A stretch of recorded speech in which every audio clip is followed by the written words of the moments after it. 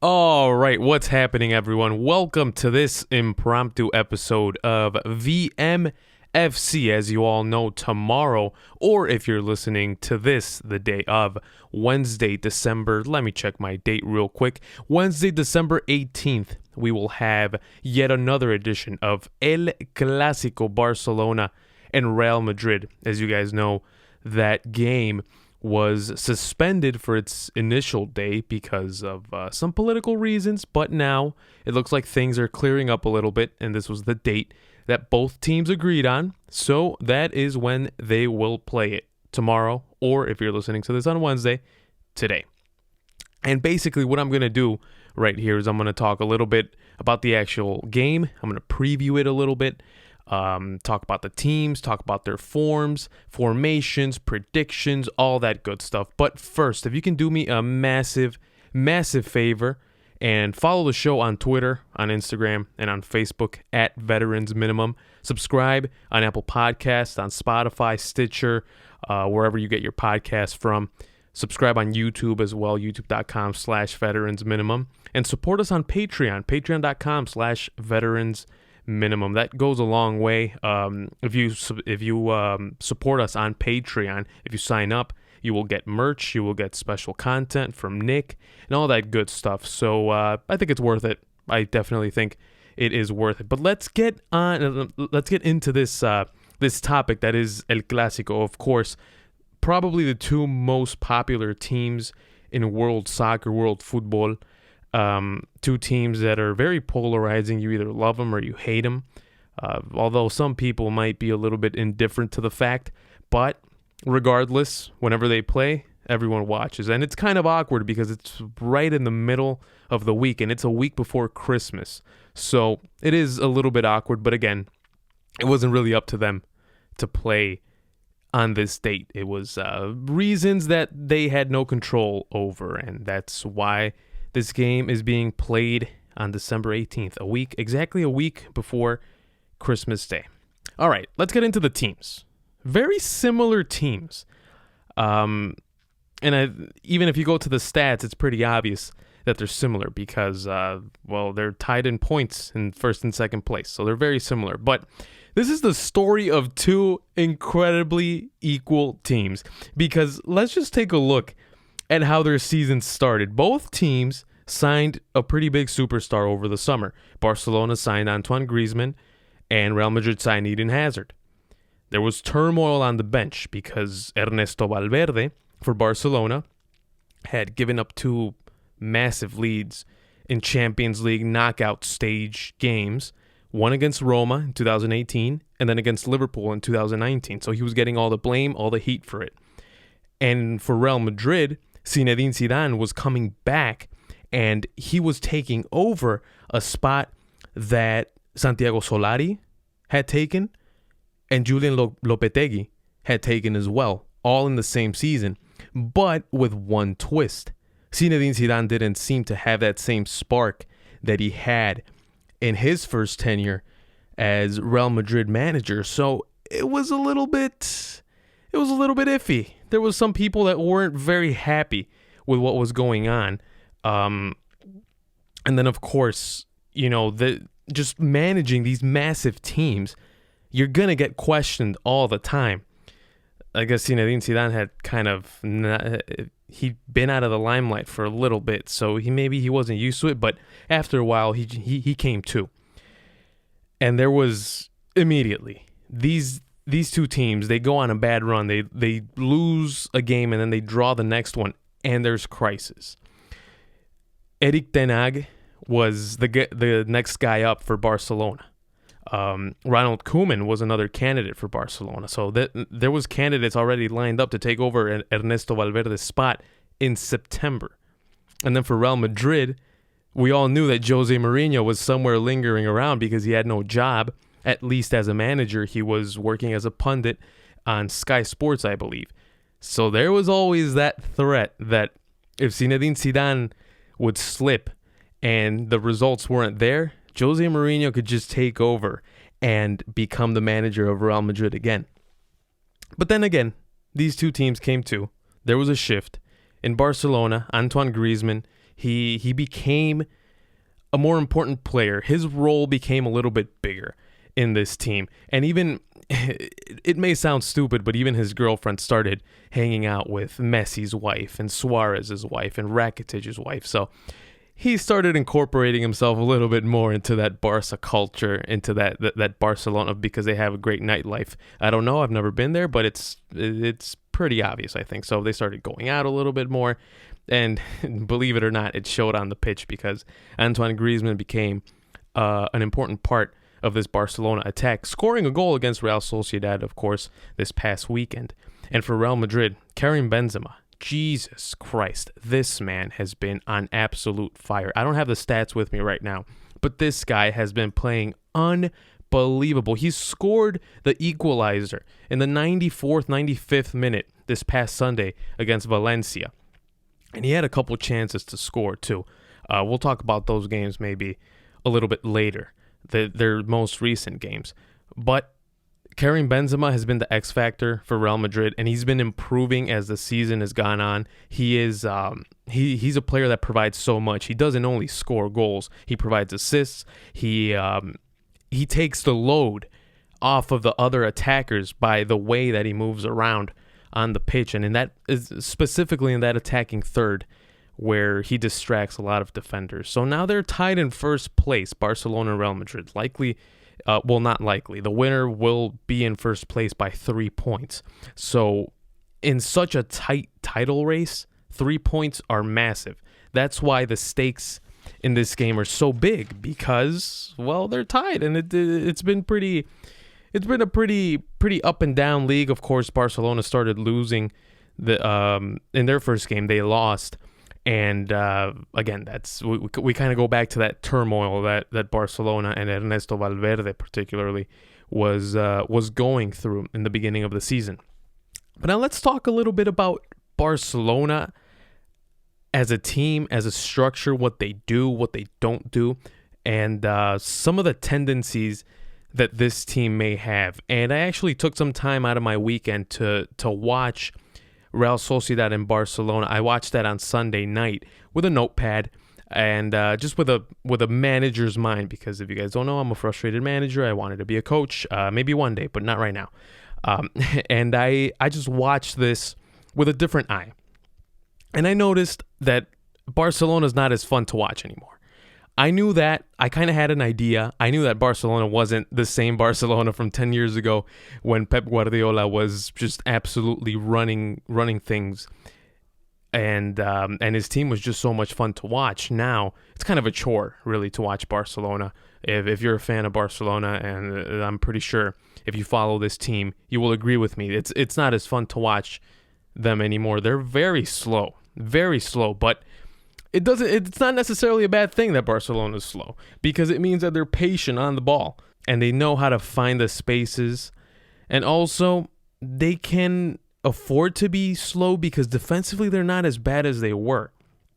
Gerard Piqué has been playing out of his mind, and he played really, really good in that game against Real Sociedad, which is the one game that I'm basing my analysis off of, because that's the one that I watched in full detail, and that's the one that I have most recent in my memory. Gerard Piqué played unbelievable. Clement Lenglet, unbelievable. Two very, very good center backs for Barcelona, where if you guys remember, even I'd say maybe like 4 years ago, even when they won the Champions League back in 2015, the center backs were Javier Mascherano and Gerard Piqué. Javier Mascherano, as you guys know, wasn't, I don't know if he plays anymore. I'm sure he doesn't play anymore, but he wasn't a natural center back. He was converted to a center back by Pep Guardiola because he wasn't going to get any minutes as a defensive midfielder, because Sergio Busquets was the one that is the owner of that position. But Barcelona is a team that waits for the opposition's mistake. They are very patient, and once their opponents make a mistake, guys, it is over. You have a guy like Messi running at you. You have Luis Suarez just waiting for you to take a step forward that you're not supposed to, and he will exploit that gap that you left leaving him one-on-one with the keeper, and I will bet my life that he would probably not miss. And Antoine Griezmann in this attack is more of like the handyman. He can play on the right, he can play on the left, he can play behind Luis Suarez or behind Suarez and Messi whenever they decide to link up top. So this team, you just cannot make a mistake against them. You cannot make a mistake against Barcelona. And even from behind, from the midfield where Frankie de Jong has come to, he's been playing very good. He's a quality player. Last season, watching him in Ajax was an absolute pleasure because, you know, if you guys have been listening, you guys know my man crush for Donny van de Beek, who I'm heartbroken he won't be playing knockout stages in the Champions League this season, but it is what it is. But regardless, Frankie de Jong, absolute class, a Barcelona player through and through. He has the DNA of Barcelona. Just elegant on the ball, very elegant, very fun to watch. And of course, Barcelona will always play a 4-3-3. I mean, watching Barcelona almost my entire life, that's all they play. That's the style that they play. But they're not as quick as they were. They rely more on their attack, and defensively they are a little bit better. So those are some of the things that Barcelona has. Now, Real Madrid. Looking at Real Madrid a little bit differently, they've always been a quick, or at least this decade, they've been quick, high pressure, quick counter attack. They're very good at transitioning from defense to attack, something that Barcelona hasn't really fully mastered yet because they're more used to having the ball. Whereas again, Real Madrid, even with Jose Mourinho, we go back to the beginning of this decade, and Real Madrid was a counter-attacking team. You look at this team, you look at their tactics, and they would play with even Cristiano Ronaldo as like a second fullback, a second left back, and they were just waiting for that mistake, and bang, they would hit their opponents on the break and score goals. Real Madrid, they do possess the ball a little bit more. They're not as counter-attacking as they were under Jose Mourinho, but they definitely don't keep the possession like Barcelona does. That's kind of obsessive, I would say, but they're efficient. Real Madrid is very efficient, and again, with their counter-attacking, they can get stuff done. Barcelona, again, they're good transitioning from defense to attack. They're good, not as good as Real Madrid.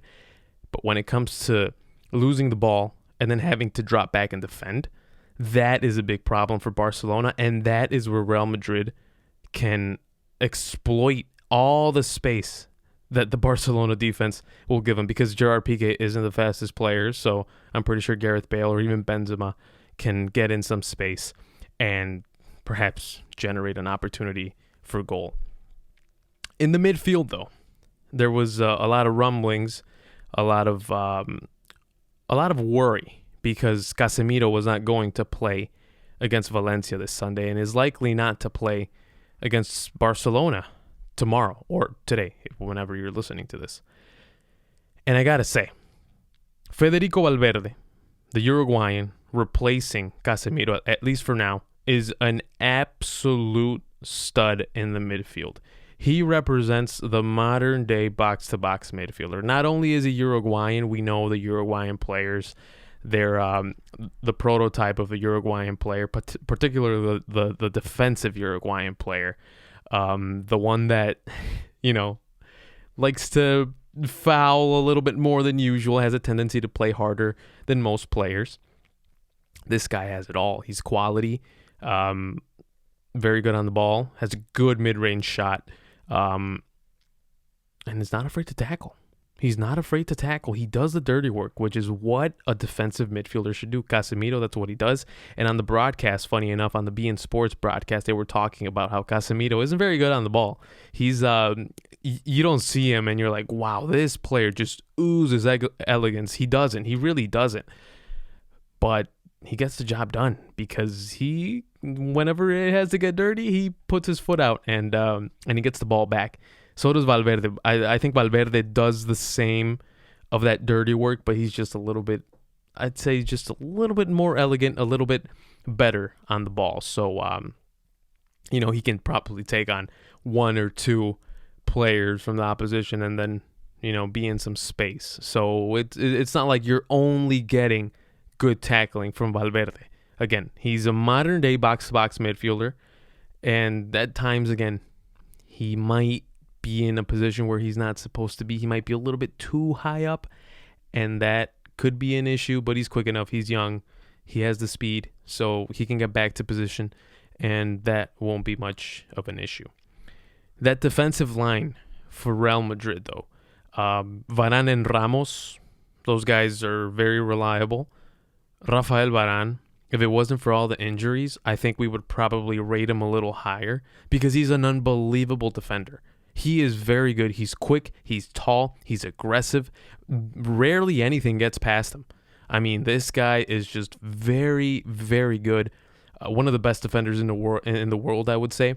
And if any Arsenal fans are listening to this right now, I think this should be one of the targets for the January transfer window or even for the one in the summer.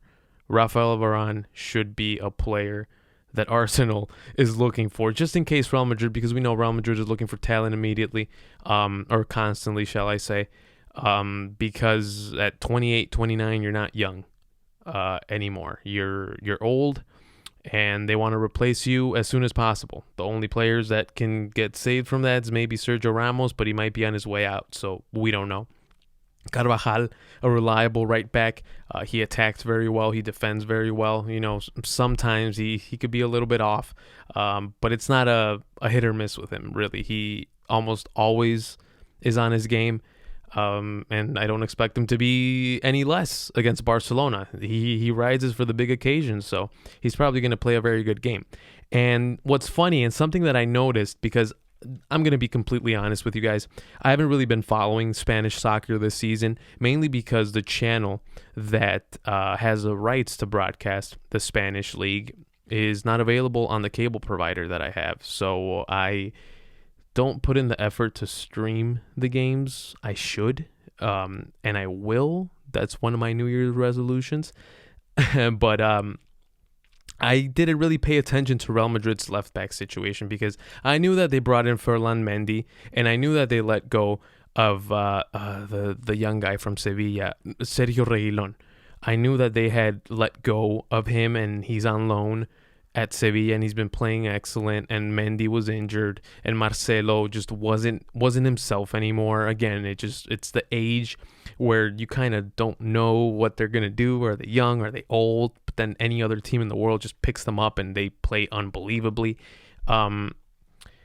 Nacho has been stepping up, and Nacho is just so solid. Every team needs a player like Nacho. Like, let's just be completely honest.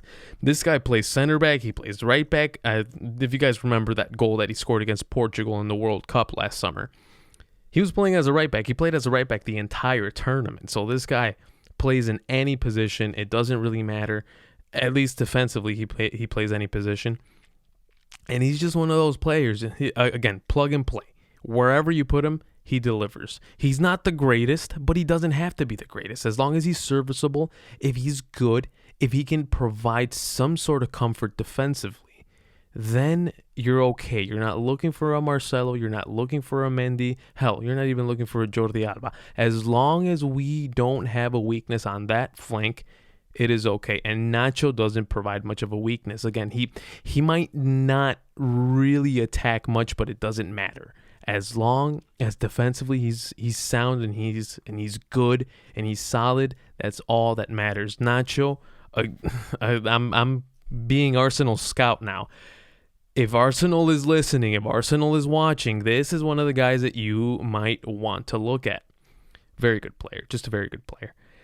Zinedine Zidane has been playing a few different formations, and even in the game, he tends to switch. For example, in that game against Valencia on Sunday, they played with a 4-3-3, or that's on paper at least what it was. It looked like a 4-3-3, but there was times where Isco would drift inside and he would let Benzema and Rodrigo play up top, similar to what Barcelona does. And then other times Isco would go to the right flank and Benzema would stay central, and Rodrigo would go to the other flank, to the left flank. And there's a lot of rotation, a lot of I'm showing you this, but I'm actually doing that.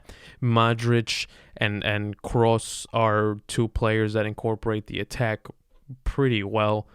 Toni Kroos, no one has really been talking about him, but he's been playing unbelievable. He's still such an important part of this Real Madrid team. It's kind of crazy how consistent Toni Kroos is. On the other hand, Luka Modric, my goodness, he fell off a cliff off of that excellent World Cup performance in 2018.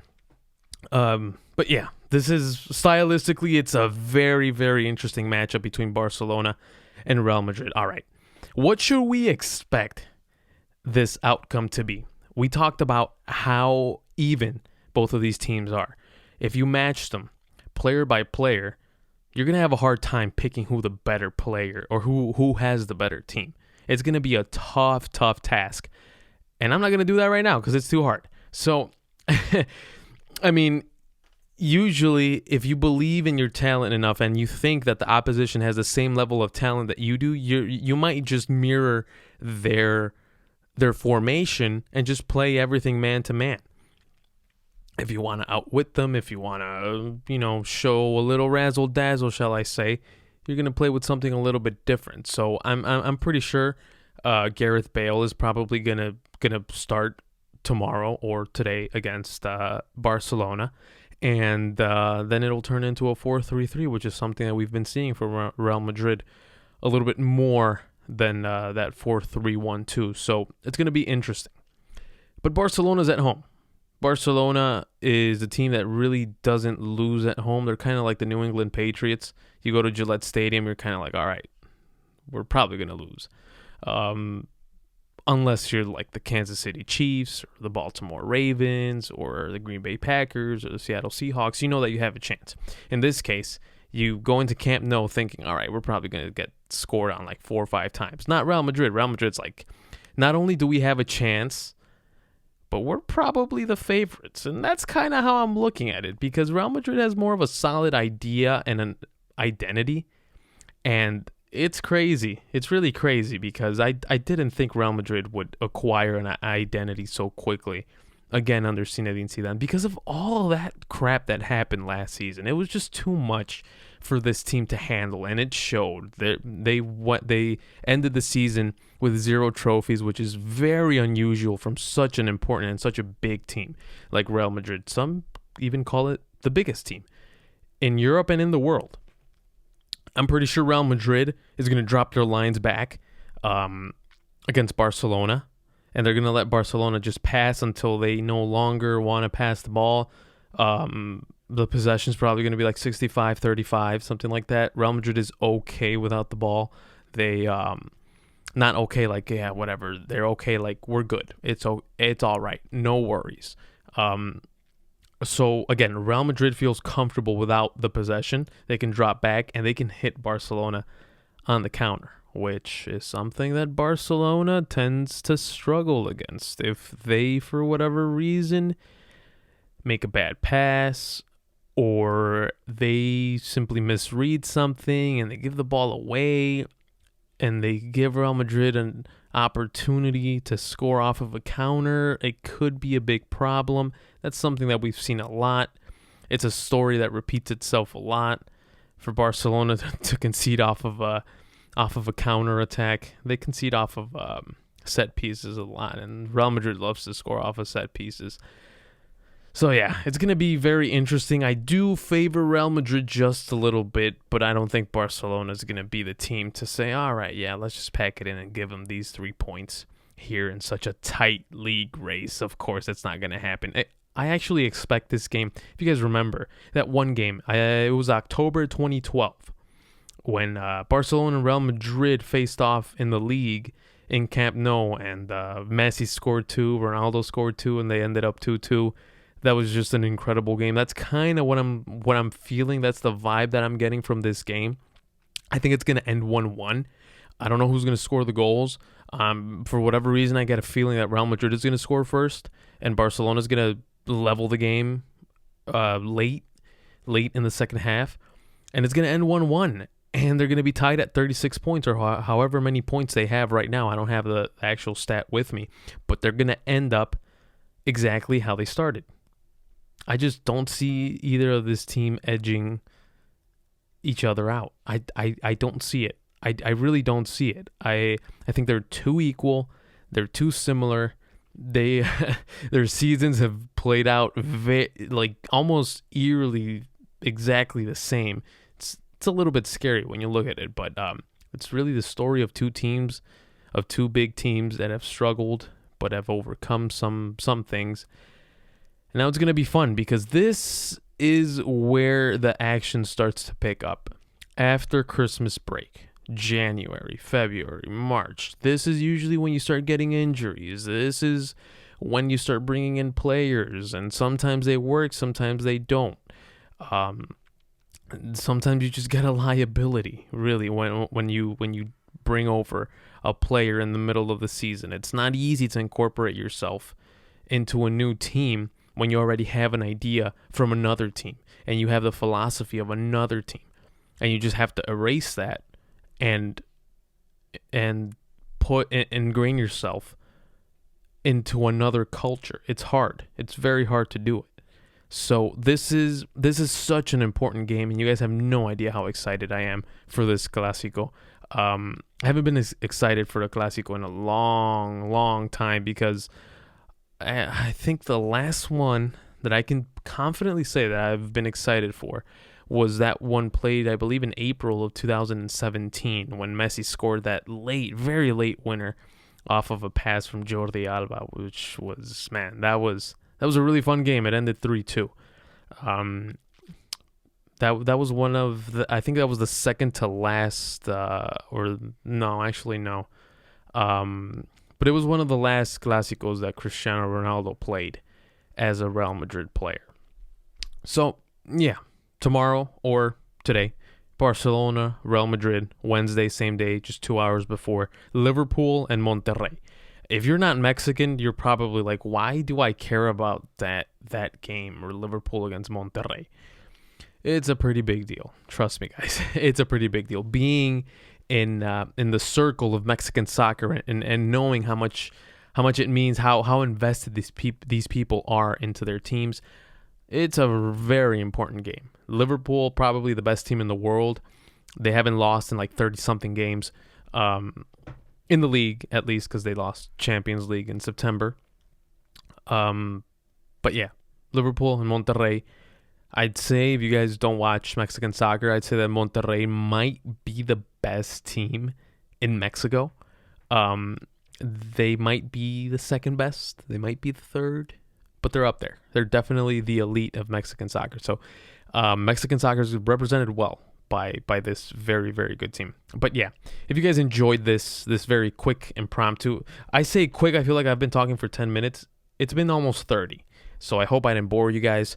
If you have any questions, if you have any comments, if you want to talk about this game, or if you have any further analysis, you can follow me on Twitter and on Instagram at AlexPerezBRBS. Again, like I said at the top of this episode, you can follow us on Twitter, Instagram, Facebook, YouTube, Patreon at Veterans Minimum. My name is Alex Perez. Thank you so much for listening to this impromptu episode of VMFC. Enjoy the games, or if you're at work or whatever, sneak your phone into your cubicle, which is what I'm going to do, and I'm going to watch this game. Thank you all. Take care. Goodbye.